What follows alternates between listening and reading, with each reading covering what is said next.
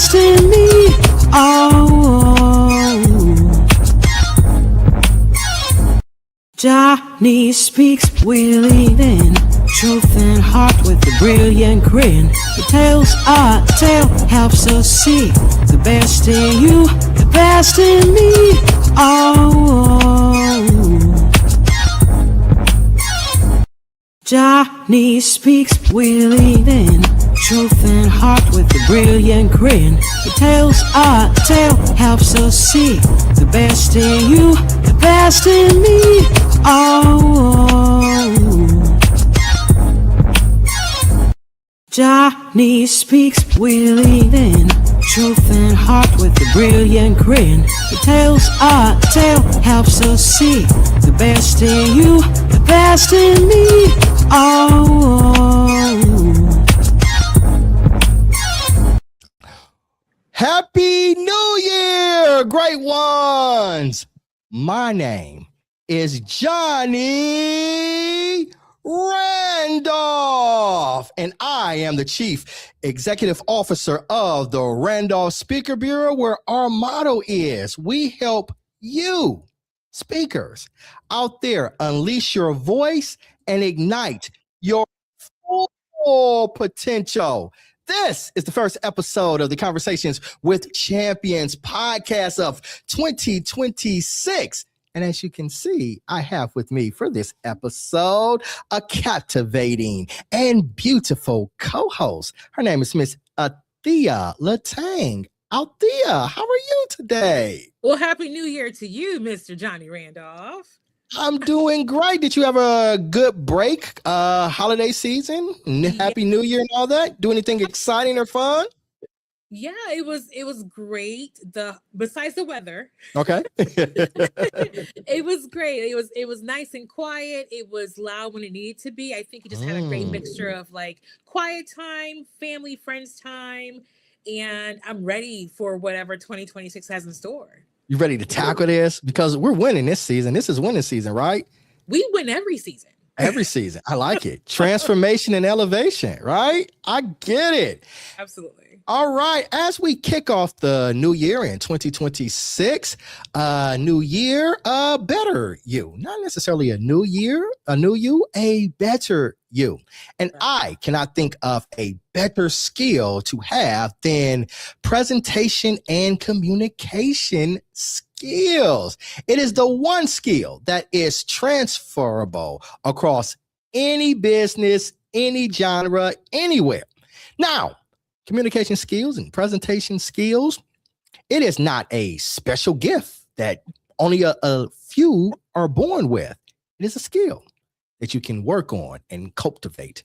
And there are some people, though, that cultivate it to a mastery level, and they can influence and inspire and literally change the world. What Althea and I are going to do during this live stream is discuss our top 5 speakers. Now, it doesn't matter. You say top 5 speakers. What do you mean by speakers? That could be anything. It could be politics. It could be religion. It could be entertainment. It could be any genre. Just some people with a microphone and their ideas to influence and shape you. So Althea, I want to know what is just one quality, because I'm pretty sure we'll talk about a lot of them. What is maybe one quality that you admire about a presenter or a speaker? Absolutely. One of the things I really enjoy about speakers is their ability to tell a story. And I know that on this platform, you spoke a lot about the art of storytelling. And to me, that's so important when it comes to speaking, not only in a group of people, but maybe on a smaller level, maybe, intimately. So the speaker's ability to tell a story, to take you on a journey so that you can see the peaks and valleys and go on that journey with them and get to that destination, I think is a strong quality when I think of speakers who are very captivating and hold my attention. Absolutely. Yeah. And I'm going to talk a little bit about storytelling later, but our minds as human beings are hardwired to connect through stories, right? Look at how much we spend our time we spend watching stories, whether that's movies or books or plays or just listening to someone tell a great story. Right? There's nothing better than you sit around a group of friends and someone holding court telling a fascinating story. Yeah, it's a cultural thing too, I feel. Across every culture, right? Like what culture doesn't like storytellers? And it's interesting you say that because I was doing some research. I've done a training seminar on storytelling. And one of the things that I learned was it's universal. And I found that Vikings, not the Minnesota Vikings, but like Vikings, the big axe wielding guys, they had positions about storytellers in the culture, right? They were called scads, right? I think of Vikings as, pillaging and plundering, but no, right? They even reserve someone to keep the culture, to tell stories, to inspire, things like that. So yeah, I'd agree with you. It's universal. Yeah. So, what about you, Johnny, before we get into the content? Like what is your one main trait or characteristic of a great speaker? I don't have one per se, but and I'll talk about it later, is I need people that know how to keep an audience. And when I say keep an audience, I mean keep them awake, right? To begin with, because no matter how good your content is, if your audience if your audience is falling asleep, you didn't have any impact. But keep your audience awake, keep them engaged. Yeah. Keep them alert, right? And I think at the heart of that, and I want to talk about that for sure, is to make a human connection, emotional connection with your audience. So somebody that can keep your audience, keep them. Yes, you say that he had them or she had them in the palm of their hand and they were hanging on every word. So to keep an audience, that's one of the qualities that I admire. I like that. Okay. All right. Well, out there, we're going to go ladies first. So for you, who your top five? We're going to go from 5 to number 1. Yeah. So coming in at number 5, Miss Althea Latang's list. Who do you have, ma'am?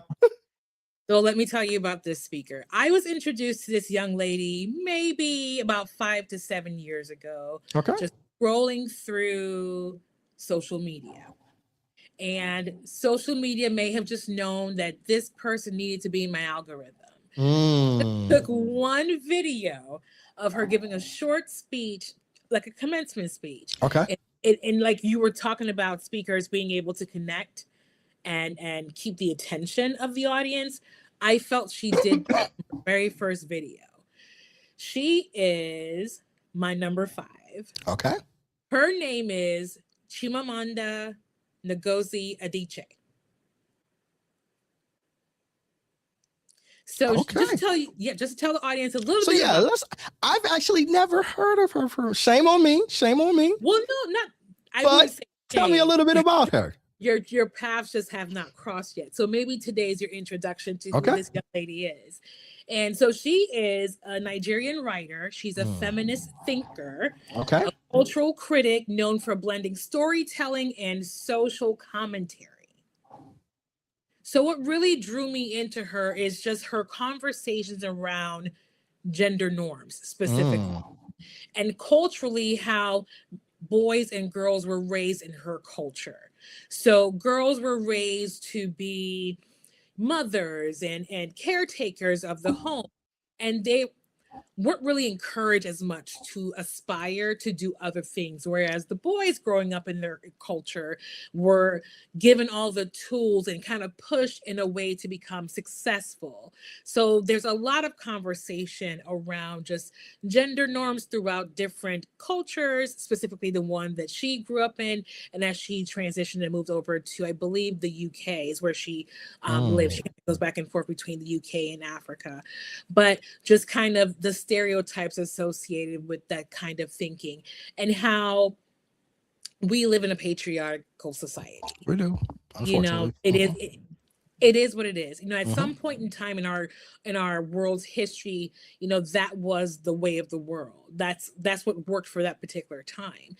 And while as a society in general, we've definitely advanced, there's still pockets of the world that still believe that men should hold a particular lane and women should hold a particular lane. And there should really never be any crossover. So I appreciate the fact that she used her platform to challenge those cultural norms. You can understand sometimes the conversations can get a little testy, but I think being able to plant the seed just so you can ask an additional question, I think that she's really effective in doing that. So that's my number 5. So I'm just curious to hear your thoughts. No, go ahead. So you talked about one of the qualities that stood out to you is storytelling. It is. How did she utilize this trait that you admire to help connect with you? Yeah, absolutely. So she used her lived experiences and she was able to share that in the form of a story. So again, visually, I can see the thought process. I can visualize the environment when she's talking about being at home with siblings or being on the schoolyard or in the university. She was just able to kind of weave in her lived experience and tie it into the message that she is offering, which is to challenge cultural norms and to empower young women and girls to pursue the things that set their heart on fire. So as the father of a daughter, she's an adult now, but it still doesn't matter. She's still my baby. But as somebody is a father of a daughter, I love to hear this type of discussion.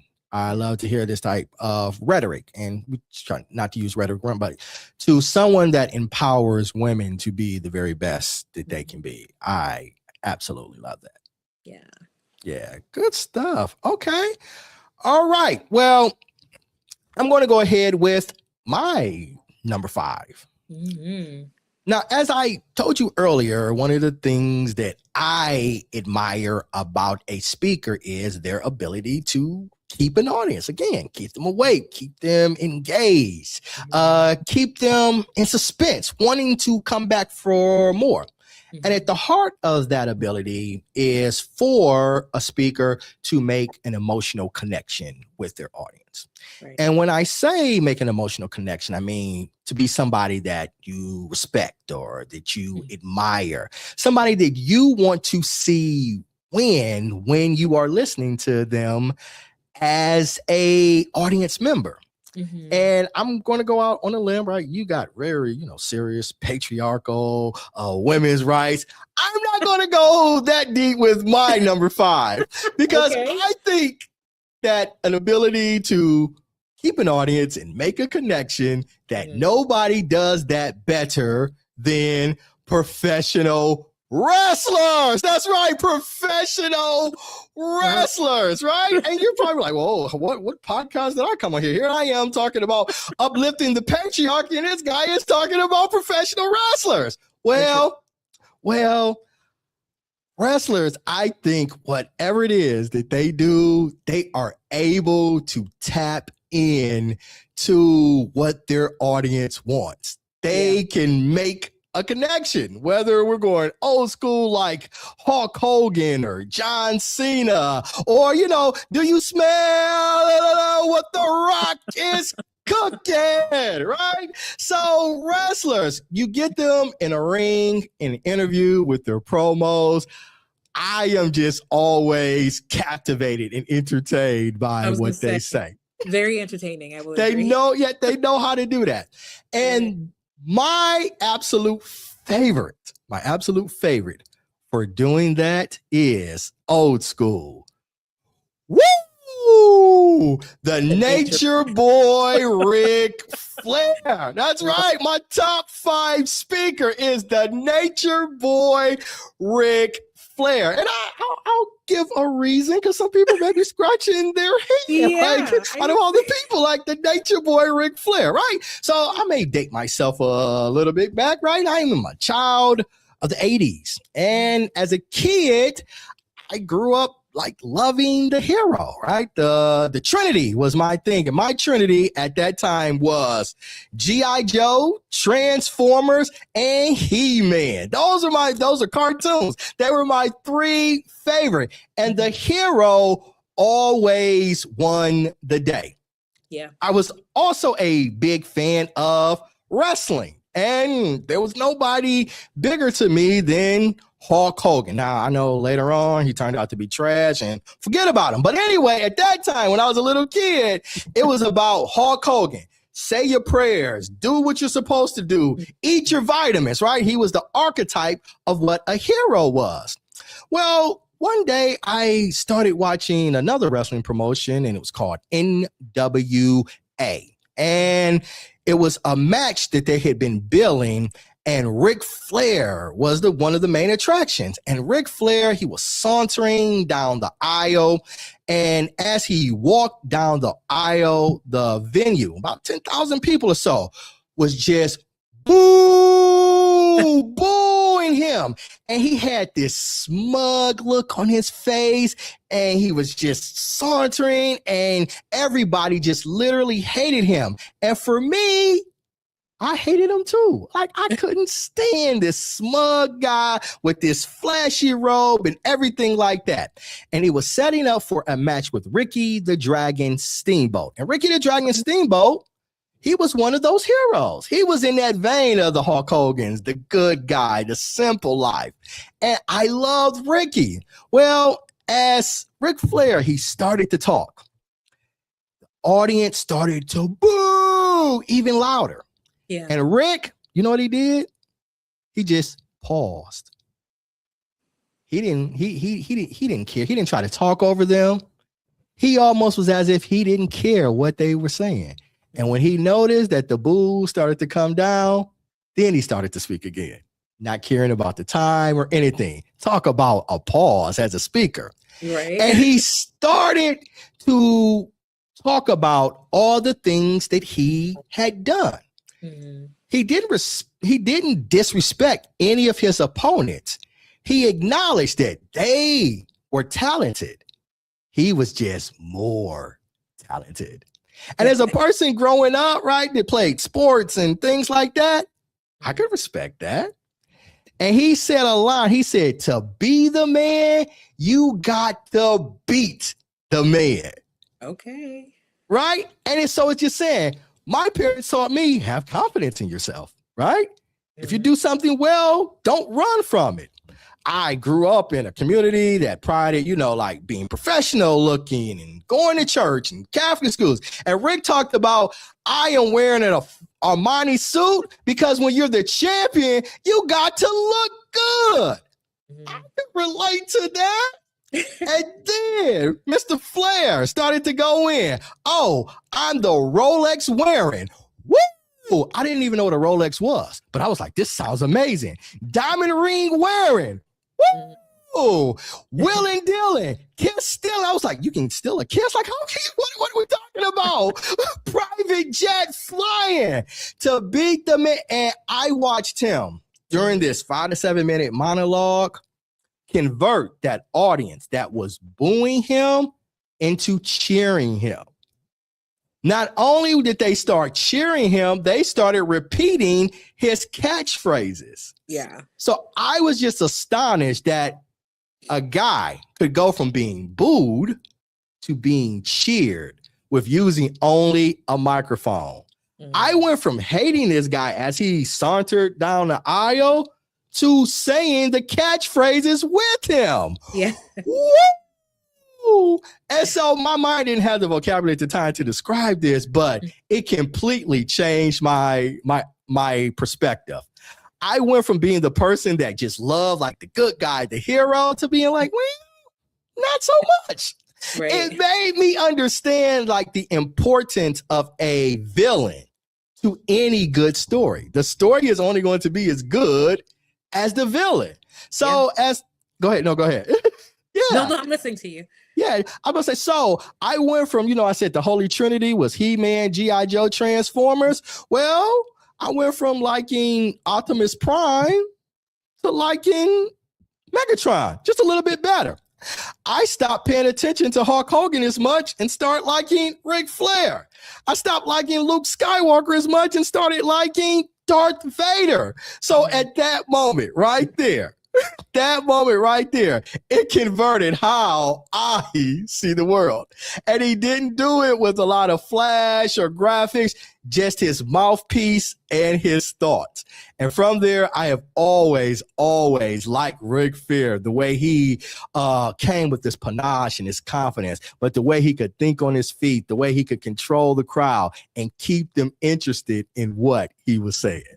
So for me, that's why, as a person, as a speaker, someone who can sway the audience, who can keep the audience, that's why I say Ric Flair is in my top 5.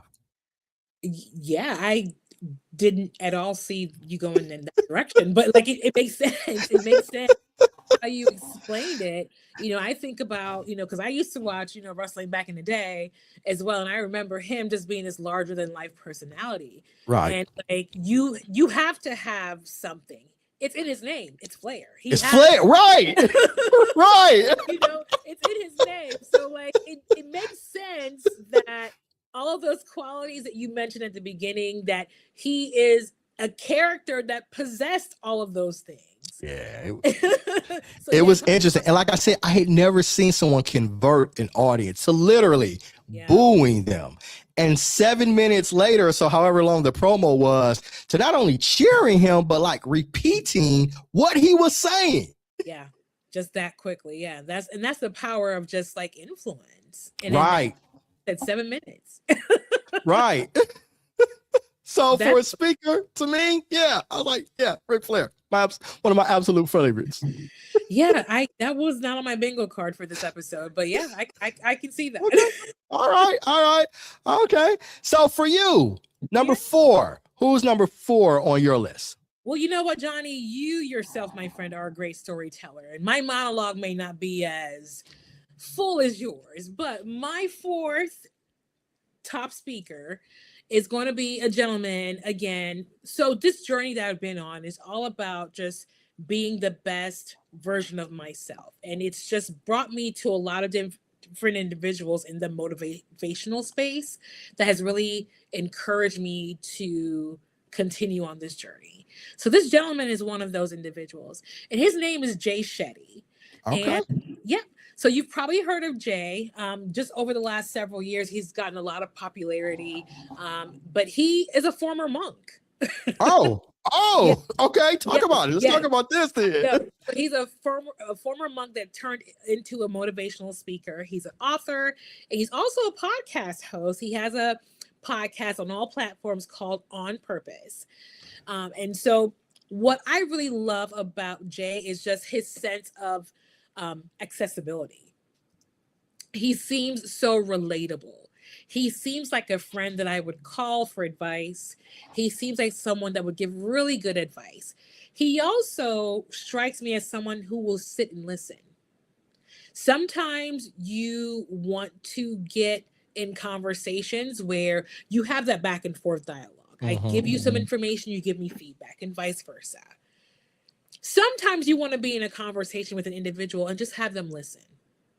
Almost like a therapy session, if you will. And every now and again, they'll interject and kind of ask you some questions that's going to probe more. That's how he is. Every time I see any work that Jay is on, whether it be interviews, a podcast, if he's narrating his book, I get that feeling and that sense. So he's very accessible to me. He's very relatable. He basically takes like ancient wisdom and turns it into something practical that we can use in the modern day society. So, a lot of times, like I think about, for example, I don't want to get, religious, but I think about the Bible, and there's so many different translations of the Bible. And depending on what translation that you read or adopt, the way how you apply it may differ, if that makes sense. But I just love the fact that he's able to kind of take these little high, in the clouds type of concepts and bring it down to a practical way that you and I as the audience can consume, digest, and use that information in whatever way, shape, or form that you want to. So I really enjoy that. He's calm, he's reassuring, again, he's relatable, he's like a friend. And that's how I look at Jay, as a friend. So some of the things that he is like, poignant in his career is, all about purpose and self-awareness. As people are on these self-healing journeys, those things are important, right? Building relationship and emotional intelligence, which those seem like buzzwords from like the last 5 years or so, but it's just an awareness of how you present yourself in the world, how you show up. And we're not asking for everybody to be the same, but you have an awareness of how you show up and how others may receive you. And then having the mindset to be able to shift as you're dealing with different audiences, because everyone receives their information different ways. And I appreciate the fact that he kind of brings those, again, practical. It may seem really simple, but it's really impactful. So those are just some of the things there. He has a couple of books out. The book that he's written is called Think Like a Monk. Okay. Yep. So you can check him out on all platforms. I'm sorry. Did you? No. The only thing I was going to say was I'm familiar with Jay. He had several years ago, a great interview with Kobe Bryant, and it was really good. Yeah. And you may not notice, and I don't remember when he launched his podcast, but I had a podcast called The Purpose Podcast. Ooh. It was my first podcast, and I was like, I'm gonna sue him because he took like the name of. I was like, I don't own the word purpose, but yeah, he's very smart and impactful. And I think one of the strengths about him is he promotes great empathy. He does, very much so, which I think is needed, especially in today's society. But he's interviewed some top people. You mentioned Kobe Bryant, rest in peace, Kobe. He's interviewed Michelle Obama. He's interviewed a lot of, clinicians, celebrities, athletes, you name it. There's been a lot of people that have just graced his couch. So great episodes for him. So, check him out on all podcast platforms. But Jay Shetty is my number 4. Okay, I like it. All right, we're going to go on to my number 4 now. And Althea, this person falls in the framework of what you said is a skill that you admire, and that is storytelling. Storytelling, it is so impactful, right? Again, back to every ancient civilization, when we all just sat around a fire, right? We told stories. We told stories to teach. We told stories to inspire, to motivate, to learn, just to foster a shared sense of community. Yeah. And I think if you are a presenter, if you are a speaker, if you have the ability to tell a story, you can have such a strong grasp on your audience. Yeah. And I think the best people to do this is comedians. Comedians tell stories, and they have to tell stories to nail a punchline. So they tell stories to infuse into their act. Sometimes those stories are funny, but also sometimes those stories make you think. Yeah. And that's one of the things that I admire about a storyteller as well. Not only does it keep you entertained, keep you engaged, make a connection, but it also teaches you. You keep an audience and you teach an audience. Teach them for learning, for new perspective, for growth, for development. And there's been a plethora of great comedians that were great storytellers. But my favorite is none other than Mr. Dave Chappelle. That's a good one. Dave Chappelle, to me, is one of the best storytellers ever. And it began with, even if you start with the Chappelle Show, because that's how a lot of people were introduced with him. Phenomenal stories, real life stories, but also in his stand-up routine, he tells amazing stories. And I liked Dave Chappelle because he had an evolution. His storytelling went from just nailing a punchline to being a social critic of things that are going on in the nation. I'll never forget when he told his story about the events when Trayvon Martin was murdered. and how that impacted the community, and how the police, how those relationships with different communities. And I've watched Dave from his earliest stand-ups to where he is now, and I've seen him evolve so much. Mm-hmm. And I don't just necessarily think of him as a comedian. I think of him as a griot. And if you don't know what a griot is, it is from Western Africa, ancient civilization. They were the storytellers and the keepers of the culture. Mm-hmm. Yeah. Wow. And that to me is what Dave Chappelle does. He's great. He was great with this variety show on the Chappelle Show, but Dave Chappelle on a stage with a microphone is brilliant and entertaining simultaneously. So Dave Chappelle is my top 4. He's number 4 in my top 5 of speaking. That's amazing. That's so funny that you picked Dave Chappelle, because I just watched his stand-up on Netflix last night. So it's funny that he's here too. My first introduction to Dave Chappelle was, do you remember that movie from the 90s, Robin Hood Men in Tights? And Men in Tights, yep. That was my first introduction to him, and then the Nutty Professor when they were at the comedy show. Hilarious. My first introduction to Dave Chappelle is a movie that not a lot of people have seen, Half Baked. Oh, I have. I wasn't going to mention that one, but yeah. We're fine here. We're being honest there. Yeah, okay. Half Baked is my first introduction to Dave Chappelle. And then I remember his comedy special, Killing Me Softly. If you've never seen it, I encourage you to go out there. Killing Me Softly is one of the funniest. He talks about like racial disparities and class disparities, and he just does it in such a humorous way, but it leaves you thinking. Yeah. Yeah, that is a unique talent, because it is. It's you're getting information. So like you're like, even listening to the stand-up last night, there were a lot of things that he was doing in his like final monologue that I was like, wow, I never knew that.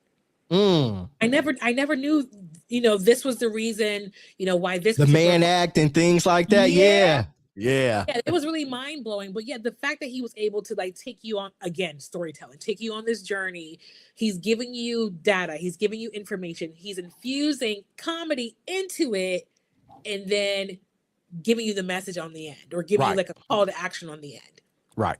Yeah. Brilliant. Pretty magical. Yeah, brilliant. And he can do it with just a microphone and on a stage. And that's something that as a presenter, I admire. Him, the microphone, and the cigarette.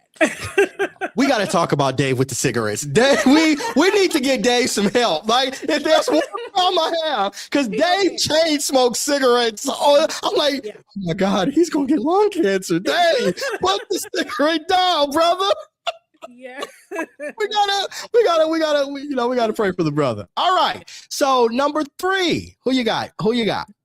Well, number 3 for me, again, I am a big fan of just motivation, self-awareness, and another individual that came across my purview is Mel Robbins. So Mel is a motivational speaker. She's a former attorney, and she is a behavior change expert. Ah, does she? What does that mean? Like, she can look at your behavior and help you to change it, or like the mindset that she holds on to is that we have no control over the actions of others.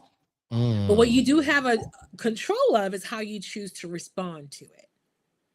Right? So you let people show up how they choose to show up.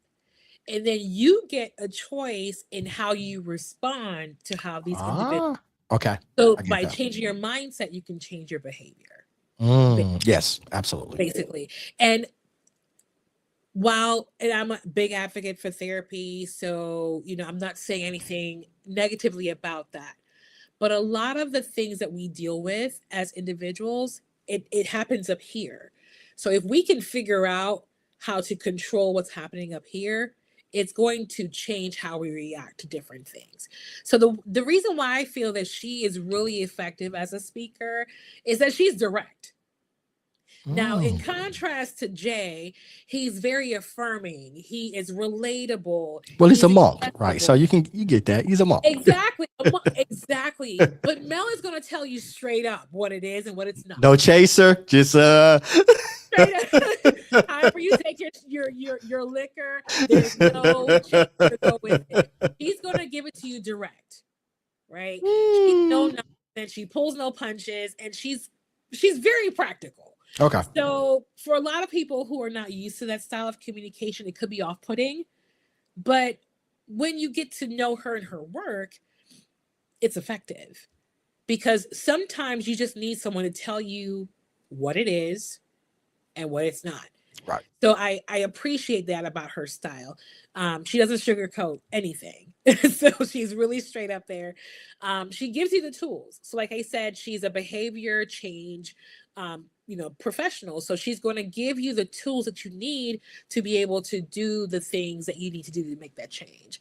So it may feel like tough love, but it's someone who's actually been there before. She's lived the experience. So she's just giving you what she's learned. I like that. And I like the fact, according to what you're saying, is sometimes I feel certain speakers are a little bit too big on the motivation. Okay. And I like the fact that what you're saying is she's not necessarily giving you a lot of motivation. She's giving you tools. Yeah. Like I need some practical solutions to walk away to help me to resolve whatever problem that I am encountering. And so I like that. Tools. Yeah, and it's simple tools. Like I said, it's nothing difficult. You don't have to go and spend money. Yeah. Right. And you can make those small incremental changes, which over time is going to make that big build up. Yeah. Yeah, absolutely. James Clear, I don't know if you know him. He wrote the book Atomic Habits, and in his book Atomic Habits, he talks about that. Small incremental changes that add up to big changes over the long run. Yeah. And how you can implement that. And for me, I know you said it, but like I'm a big proponent of therapy because our mind is complicated. Yeah. And a lot of the decisions that we make, we don't know why we are making those decisions. Yes. And you can say you're fine, but like you could have a really sick illness and you don't know about it till you go to the doctor. You feel fine until like it all hits. So yeah, I'm saying that people, let's be protective of our mental health. Yes, everybody out there, seek mental health. It's nothing wrong with you. It's nothing wrong. It's like getting a checkup, right? Yeah. Getting a checkup. Because you get a checkup doesn't mean you're sick, right? You're getting a checkup to avoid getting sick. Yeah. Check up on your mental health. It's part of like your wellness routine, right? It's like you get up every morning and, hopefully you're washing your face and brushing your teeth. It's like, all those different things that you're doing to make yourself feel better. Therapy is one of those things, Yeah, absolutely. Absolutely. And it really helps you to unpack, whatever it may be that's making you do whatever you're doing or think whatever you're thinking. They're just here to give you perspective and give you tools to make that shift. So again, huge proponent for that. Yep. Okay. We're going to move over to my number 3. In my first 2 examples, I talked about people who could just take a microphone and sway an audience, whether that's Ric Flair, woo, turning people from booing him into cheering him, or the inimitable Dave Chappelle that's giving us comedy and knowledge simultaneously. But sometimes we need some people to facilitate discussion, kind of how you were talking about with Jay. People who can bring out what a problem is or bring out the very best of you in facilitating a conversation. Yeah. While this person didn't start the kind of talk show format, this person took it to a whole new level and became synonymous with this genre. And all her competitors, Montel, Ricky Lake, Gerardo, they all fell by the wayside. And if you don't know who I'm talking about, you already need to know Miss Oprah Winfrey. Yeah. Oprah Winfrey became synonymous with making hardened criminals cry on TV, right? Yeah. She was just the best. And I've seen Oprah control a panel, control an audience, control everything all at once, and never looked like she was sweating at all. Just absolute master facilitator. And she could ask questions and get you out there. And before you know it, Oprah's like, well, I've never told anybody that before. Right? Somebody said, you get a car, right? And she just did it at a high level. And I have to say, right, while she is a master facilitator, in 1999, my cousin graduated from Morehouse College in Atlanta, and we went down to the graduation, and guess who the commencement speaker was? It was Oprah. It was Oprah Winfrey. And let me tell you, as good as she is facilitating and running her show, she is equally as powerful as a keynote speaker. Yeah. She gave one of the best speeches that I have ever heard in my life. Just her on a dais, behind a lectern, dressed in, graduation clothes, her thoughts and her intellect, and it was fantastic. So if we're talking about a person who can facilitate conversation and speak equally as well, that can get you out to be the best part of yourself, and you can get a car, number 3 for me is Miss Oprah Winfrey. Yeah, Oprah's a powerhouse, man. She's a big name, and just thinking of her upbringing. Yeah. Her story isn't even supposed to be possible, right? At all, And I was telling somebody one time, I was like, right, we have inner city poverty, right? And that's a challenge. Oprah grew up in like rural poverty. Yeah. Just something was completely different. And for her to rise to the levels that she's risen, it's amazing. It is amazing. I think, any person looking at her journey can aspire to hopefully achieve, that level of, I'm not sure about Oprah's level of success, but a level of success, right? Yeah, right. It opens the doors to say, hey, almost anything is possible. Absolutely. We got some commentary in the chat. Michelle. Oh, Michelle. Hey, Michelle. She says, in no particular order, her top 5, David Goggins. Are you familiar with him? No, I'm not. David Goggins is the craziest man on the planet. He runs like ultra marathons, like 50-mile marathons, like twice a month or something like that. He holds the world's record, at least he did, for like the most pull-ups in the world. Like he's a person you don't want to get on a treadmill and try to keep up with. I'll put it like that. Like he's just absolutely crazy. Tara Stewart, I'm not familiar with her. Nicole Walters and Ali Sadiq. He's a comedian. He's he's one of the best storytellers too. Nice. That's amazing. And Mark says, you get a car. You get a car. You get a car. Yes, we all get a car. That's awesome. All right. So number two, Althea. Who's number 2 for you? Listen, so we're getting down to the thick of it. Now, I will tell you this, Johnny, when you asked me to be a part of the podcast and think about my top 5 speakers, that was hard because it is. Top 5, and honestly, I feel like depending on the season of my life, my top 5 could change. Yep. But like I said, this is the season that I'm in my life right now, so these people have been really impactful to me. So my number 2 is an individual who is a researcher. She's a professor. She's a storyteller. Okay. She's also a leadership expert that focuses on vulnerability, on courage, and shame. This individual is like my best friend in my head. She is Dr. Brené Brown. Yes. So she is phenomenal. She is super intelligent and just uses her know-how as a researcher to help companies use data and heart to make decisions for their organizations. So she's just one of those individuals that have the ability, like you were saying with Oprah, to kind of take you on this emotional journey. She can, make people cry. She can make you laugh. She can make you rethink about your leadership style, all in the same talk. Again, just the art of that storytelling, I think, is so compelling. And she has a lot of work around vulnerability and building trust. Okay. So where would we find her? Does she have like a podcast or a YouTube channel? I'm assuming she's got books. Yes, she's done a couple TED Talks. She has tons of books. Let me pull the book up for you. So a couple of the books that she's done is Daring Greatly, The Atlas of the Heart. She has a TED Talk, two actually, that stands out to me. Which one? What's her TED Talk focus on? Because I listened to a lot of them. I might have heard and just didn't. Sure, yeah. So the power of vulnerability. Oh, okay. I know who she is. Okay. Yep. And listening to shame are two of the top ones that kind of stand out to me for Brene.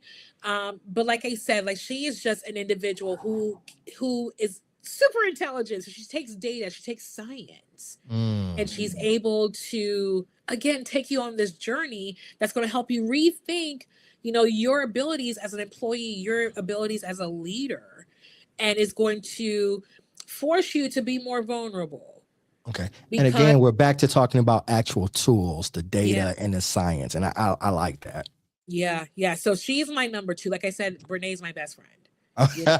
She has no idea who I am. But that's all that matters. That's all that matters. Years ago, it was a person they were talking about having a mentor.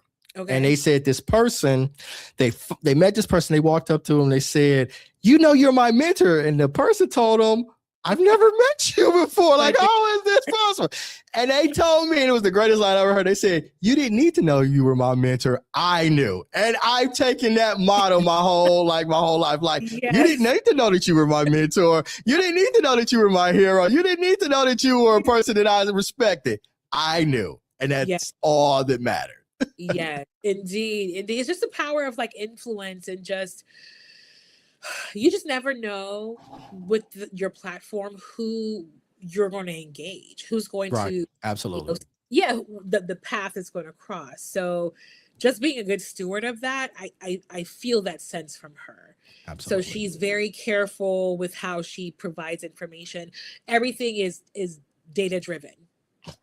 Okay, so we got it's evidence. Go ahead. No, please finish your thought. No, it's fine. Like it's evidence based. So, there's evidence, there's research to support the recommendation or to support the tools that she's offering you. Awesome. Yeah. That data back skills. We got in the chat. Mark put, he likes listening to Neil deGrasse Tyson also. I love Neil deGrasse Tyson. He's one of my, again, you talk about mentors like that you've never met. He's one of mine because this brother he's so sharp. And I can just listen to him talk about space for hours. And he can break it down to the simplest way. And I'm just like, wow, how did you make such a complicated topic sound so easy? Yeah, I appreciate the engagement in the chat too, because you guys are making me aware of speakers that I've never heard of. So I'm really intrigued to check. Are you familiar with Neil? I have not heard of Neil. But Neil deGrasse Tyson is an astrophysicist. Okay. He's a black man. He's a black gentleman, and he's the head of the Hayden spacecraft. Okay. And he's a science teacher. Just a brilliant guy. I would encourage you, and I don't know even if you're not interested, even if you don't think you're interested, listen to Neil talk about the universe.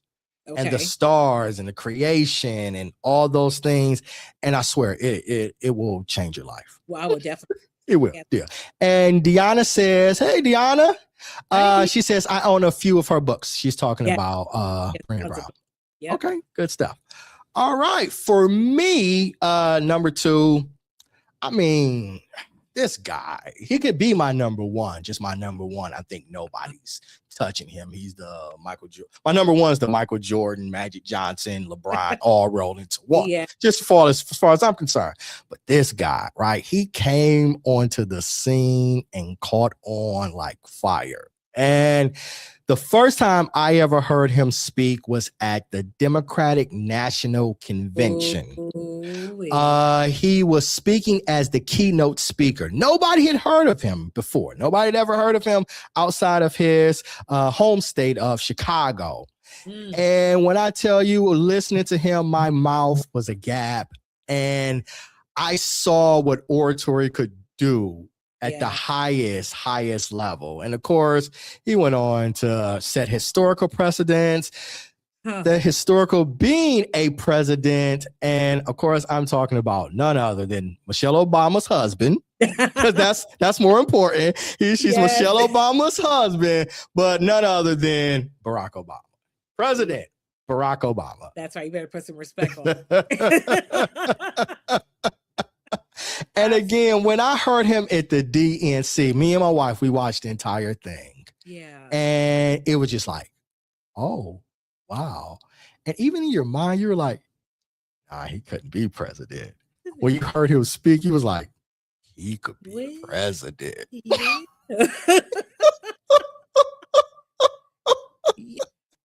He just came out of nowhere. Yeah. And every time he steps onto a dais or behind a lectern, just listening to him, it's just amazing.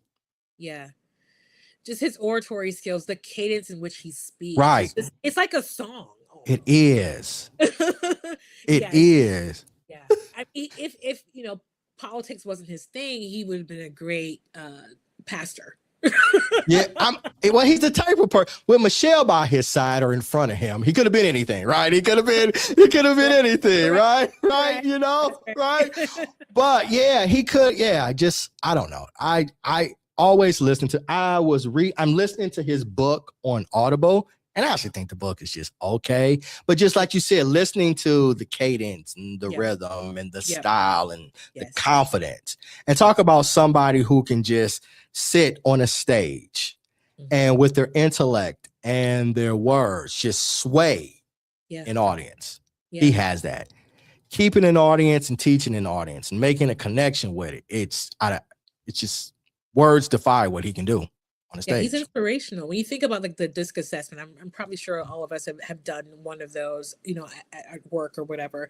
And you think about someone like personality or leadership styles. You have the inspiration, you have the conscientious and the steadfast individual. He's the influential, inspirational person. Yeah. He's the person. What is the terminology or the saying, Johnny? The forest from the trees.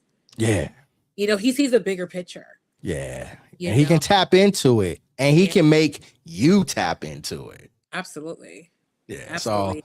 So number 2. That's Michelle's husband. Interesting. You got Michelle Obama's husband as number 2. So I'm like, who is your number 1? I can't wait to. I feel like it's easy, but maybe not. So I'm going to go then, Althea, to your number 1. Who is your number 1? Okay. So my number 1 again is an individual whom I was introduced to this individual via a movie that I saw back in the 90s. It's called A Mighty Quinn. Do you remember that movie? I don't remember, no. So this actor, an American actor, took on this Jamaican sounding accent for his character. Okay. And as a kid, I'm like, this doesn't sound right, because I spoke with a Caribbean accent. And I'm like, I know it something's a little different here. But it was enough to kind of draw me in, just the charismaticness of the character. But he's an award-winning actor, a director.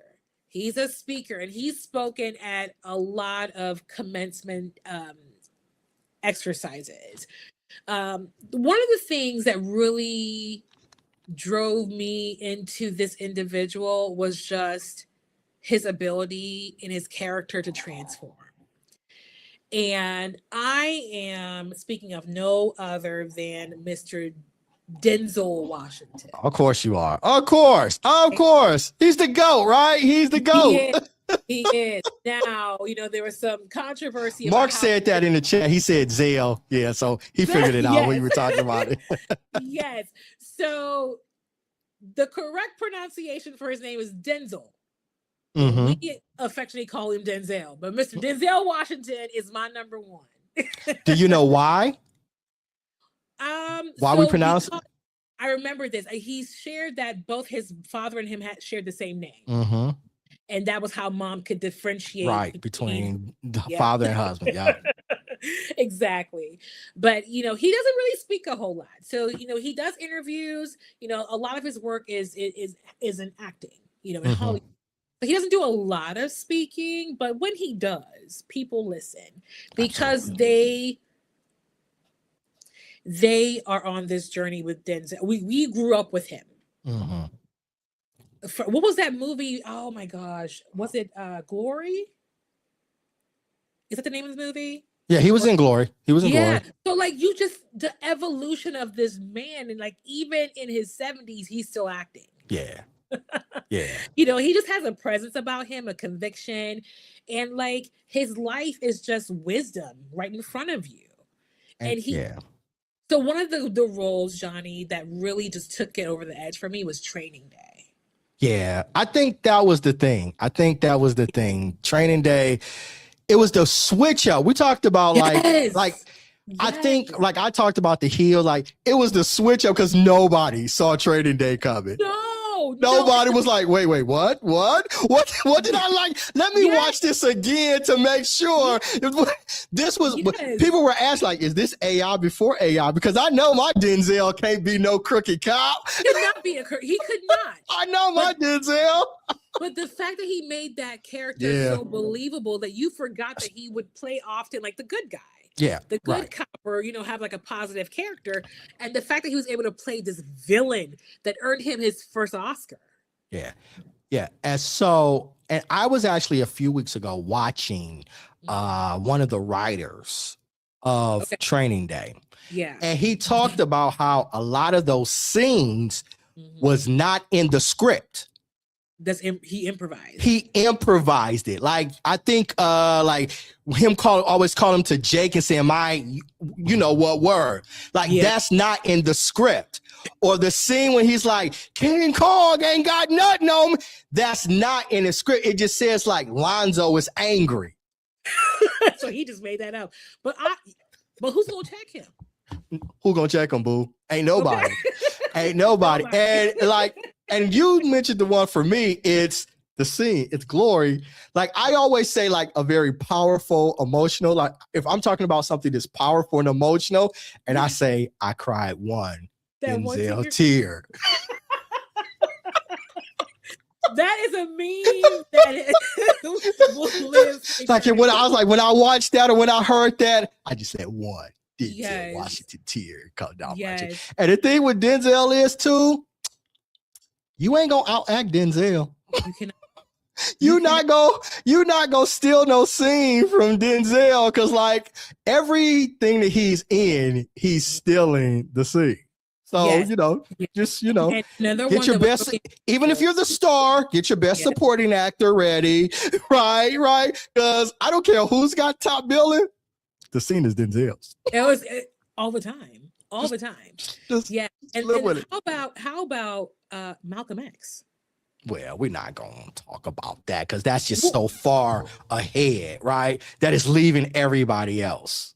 You couldn't tell me that he was not Malcolm X. You could not. Spike Lee talks about it. He said there were sometimes he would just keep the cameras rolling because Denzel started giving speeches that wasn't in the script that Malcolm hadn't given. And he just let the camera roll. Yes, let it keep going. Yeah, because you were in the presence of just something phenomenal and great. And ain't nobody touching them. Yeah, ain't nobody touching it. Other than Viola Davis. Now, what was the name of is it Fences? Is it Fences? Now, I love Viola Davis.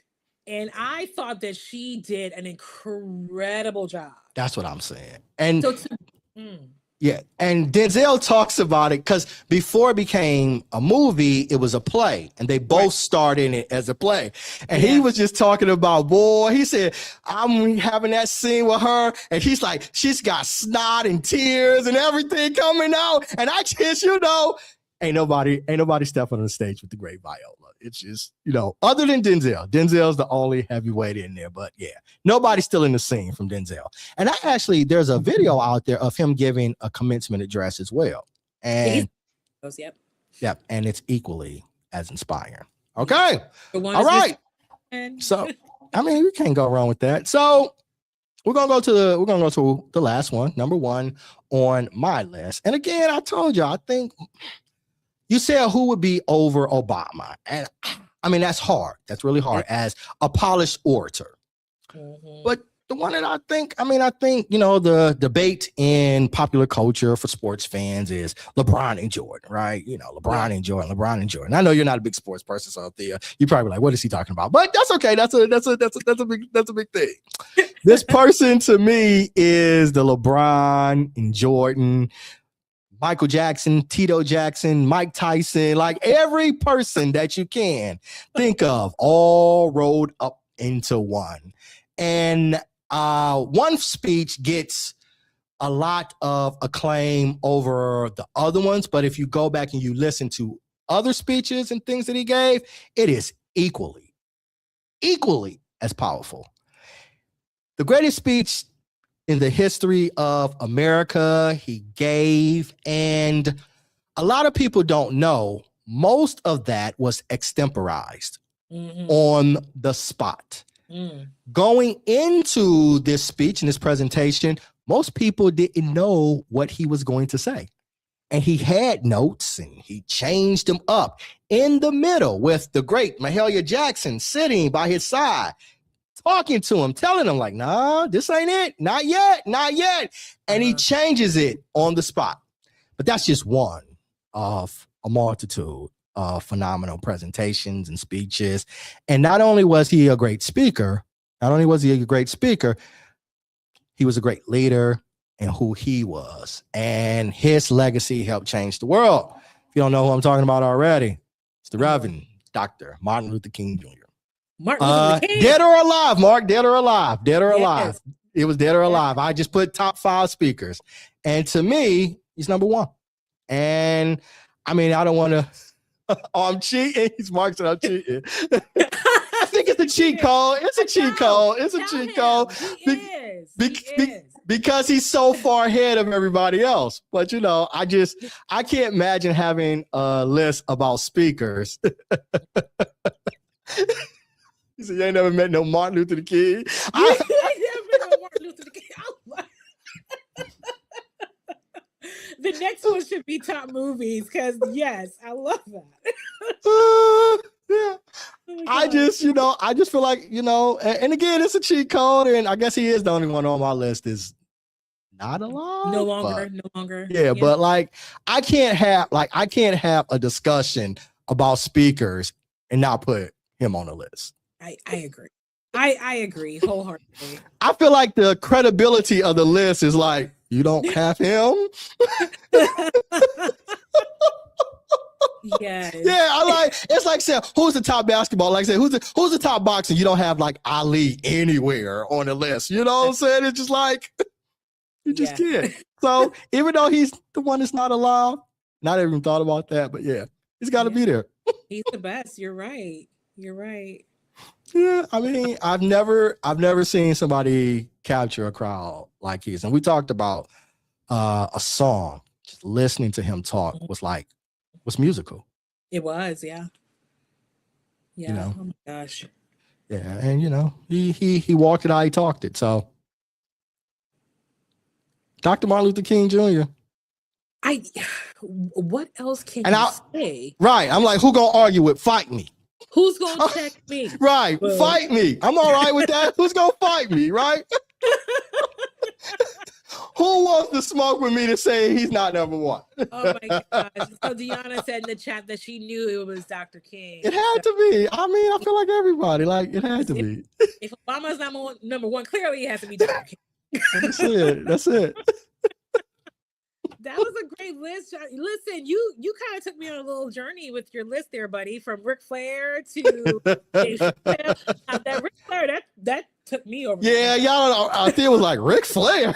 Ric Flair. I was like, I'm gonna have to explain this one. It's like, yeah, you are. I need details, but it makes sense. And like all of these individuals in their own way have the things that we talked about. They're great storytellers. They grab your attention. They keep your attention. Yeah. You learn from them. They inspire you to act and change. Yeah. Yep, absolutely. So yeah, and I enjoyed your list as well. There, good job. Thank you. Thank you. I appreciate it. Cool. This was fun. It was. And everybody in the chat, Michelle, Mark, Deanna, Derek, thank you all for joining and conversing with us. We appreciate it. Indeed. Mark said, right, she stuck to people in the profession and you went with pop stars. Thank you, Mark. He was all over the place. It was entertaining, though. Well, that's what I wanted to try to convey. That, like sometimes when we think about speaking, we think about professionals or we think about, like, I wanted to demonstrate to people, like, across multiple genres, right? Yeah. The idea to get in front of an audience and talk to people. Right. It's not just a skill. It is a requirement. Because it's sometime in your life, your professional career, whether you're corporate or entrepreneur, you are going to have to get in front of an audience and advocate for yourself. That is true. Because if you do not, ain't nobody coming to save you. True. And if you cannot, somebody that can will take your job, will take your client, will take your goal. And so that's why I think it is important. Yeah. No, I'm not going to say that people fear public speaking more than death, because that's not necessarily true, right? They feel that's what they say, though. They fear failing. They fear failing. And again, public speaking, it is a gift, but it's not one of those unapproachable gifts that nobody can obtain, only a chosen few. It is a skill that can be worked on and cultivated. And at its mastery level, you can have influence over people and really help impact your community and the world around you. Agreed. So, if you're going to do anything in this world, you've got to learn how to speak. Yeah. You speak in front of people and advocate for what you want and for what you deserve. That's how Stephen A. Smith took over ESPN, right? Because he doesn't know what he's talking about, right? I agree with you, Mark, 100%. But keep him out of politics. He doesn't know anything that he's talking about.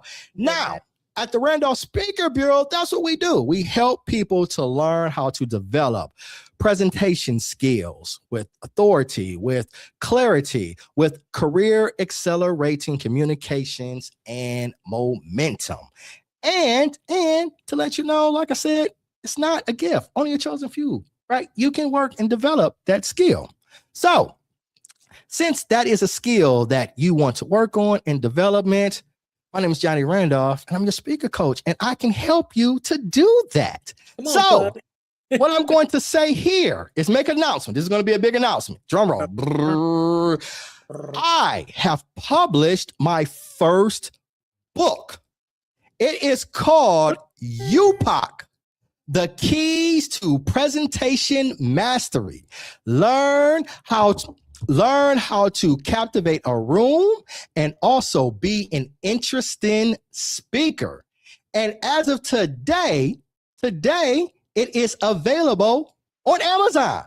So right now, let's go. You can put your phone up. You can put your phone up to the screen and scan this QR code.